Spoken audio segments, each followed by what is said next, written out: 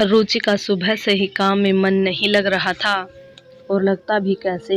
विवेक पहली बार 1 महीने के लिए उससे दूर हुए हैं। रुचि और विवेक एक अच्छे पति पत्नी और बहुत अच्छे दोस्त की तरह रहते थे। रुचि और विवेक की शादी को 3 साल हो गए हैं। इन सालों में रुचि को अपने ससुराल में बहुत प्यार, सम्मान आदि मिला और मिलता भी क्यों नहीं। विवेक रुचि को सर आंखों पर बिठाकर रखते थे।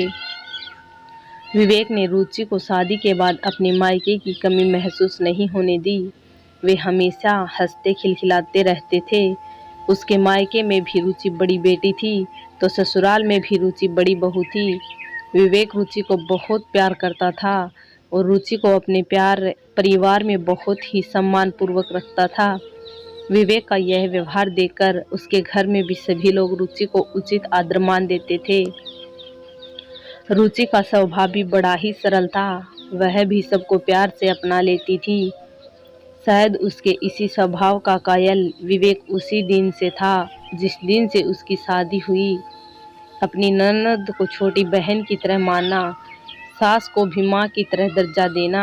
अपनी दादी सास को भी बहुत प्यार करती थी रुचि।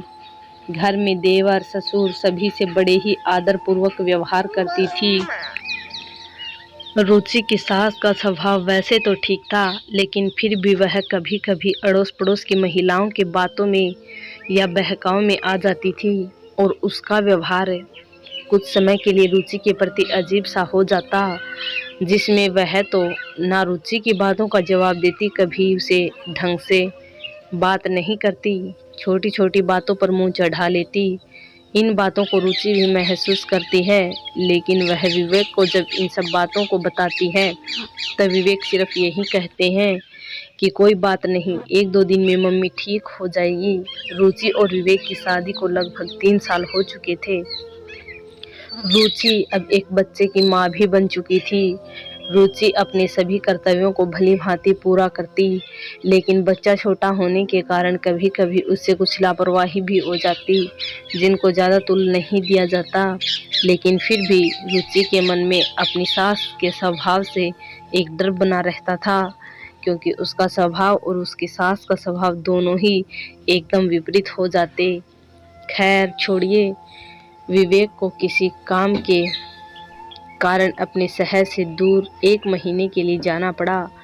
जैसे ही रुचि को यह बात पता चली, रुचि तो एकदम उदास हो गई, क्योंकि इससे पहले वह ससुराल में विवेक के बिना नहीं रही थी।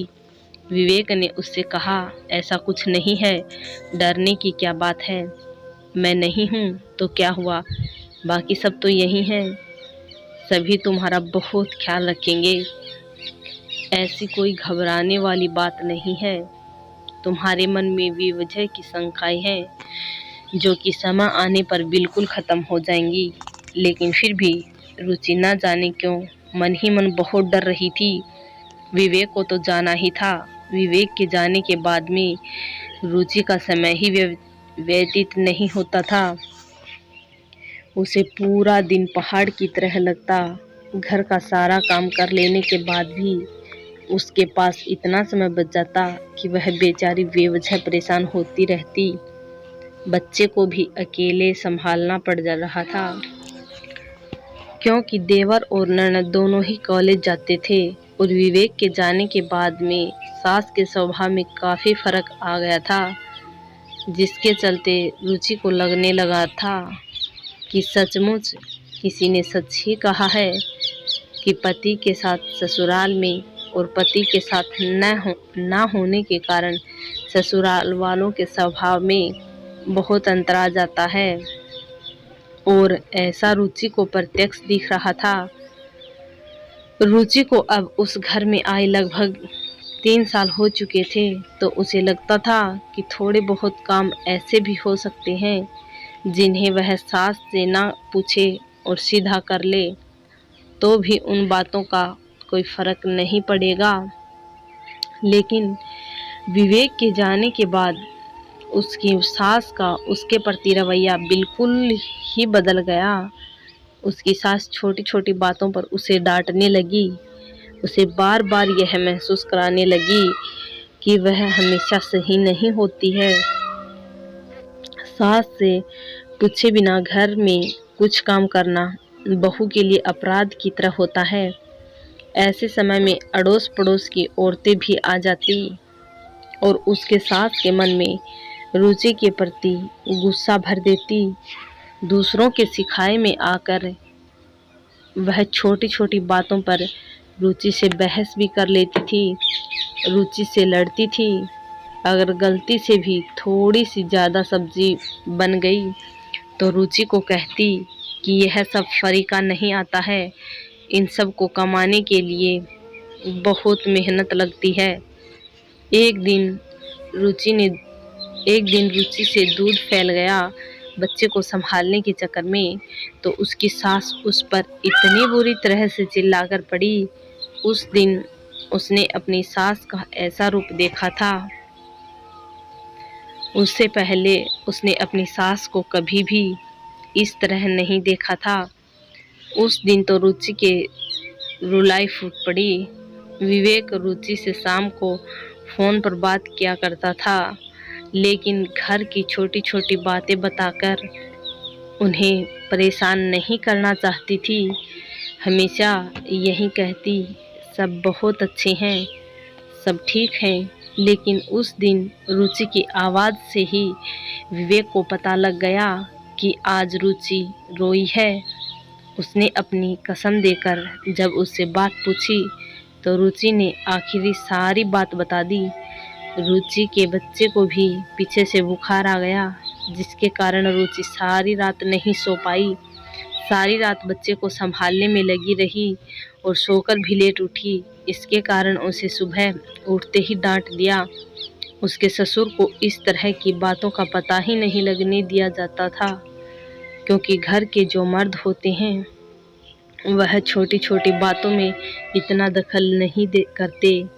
देवर और ननद वह दोनों भी इन सब बातों से अनभिज्ञ थे। आखिर रुचि की सास ने रुचि के प्रति इस तरह का कड़ा रवैया क्यों अपना लिया? क्या एक विवेक के कुछ दिनों के लिए बाहर चले जाने से उसका घर में सतान खत्म हो गया है, या उसे उसकी गलतियों का एहसास कराकर उसकी सास क्या साबित करना चाहती थी? कुछ रुचि के समझ में नहीं आया। रुचि ने जब बच्चे की बीमारी का बताया कि सारी रात बच्चे को लेकर बैठी रही और वह सो नहीं पाई, तो भी उसकी सास ने कहा कि हमने भी तो कई कई बच्चे पाले हैं, तुम कोई अकेली धरती पर उतर कर नहीं आई हो। जो माँ बनी है या उसके बच्चे बीमार हुए हैं, काम ना करने के बहाने चाहिए तुम्हें। ज़्यादा सर पर चढ़ा रखा है विवेक ने, जिसके कारण मैं भी सोचती हूँ कि बेटा है, कोई बात नहीं, अपनी पत्नी को इज्जत देता है, लेकिन तुम तो उसका नाजायज़ फ़ायदा उठा रही हो। मैं उसे भी सीधा करती हूँ और तुम्हें भी बताती हूँ। अपनी सास में आएंगे इस तरह के बदलाव से बहुत ही आश्चर्यचकित थी, लेकिन उसके मन में यह बात तो अच्छी तरह से बैठ गई थी कि पत्नी और पति दोनों एक दूसरे के पूरक हैं। अगर ससुराल में पति ना हो तो पत्नी को नौकरानी से भी बदतर जगह दे दी जाती है, उसे इंसान ही नहीं समझा जाता, उसके साथ गैरों सा व्यवहार किया जाता है। चाहे वह कितने अपनेपन से उस परिवार को अपना ले, लेकिन उसे फिर भी बात बात पर एहसास करा दिया जाता है कि तुम दूसरे घर से आई थी और दूसरे घर की ही रहोगी। रुचि ने भी यह महसूस कर ही लिया था। दोस्तों, यह बात बिल्कुल सच है कि पत्नी की इज्जत ससुराल में जब होती है, जब उसका पति उसके साथ रहता है। जिन लोगों को नौकरी, व्यापार या किसी कारणवश अपने परिवार से दूर, अपने पत्नी बच्चों से दूर रहना पड़ता है, उन पत्नियों की हालत ससुराल में कैसी होती होगी वही समझ सकती है। ऐसा नहीं है कि सभी लोग इस तरह के होते होंगे, लेकिन अधिकतर घरों में ऐसी घटनाएं देखने को मिल जाती हैं। लड़की का ना मायका अपना रहता है, ना ससुराल में अपनाई जाती है। औरत आखिर जाए तो जाए कहाँ।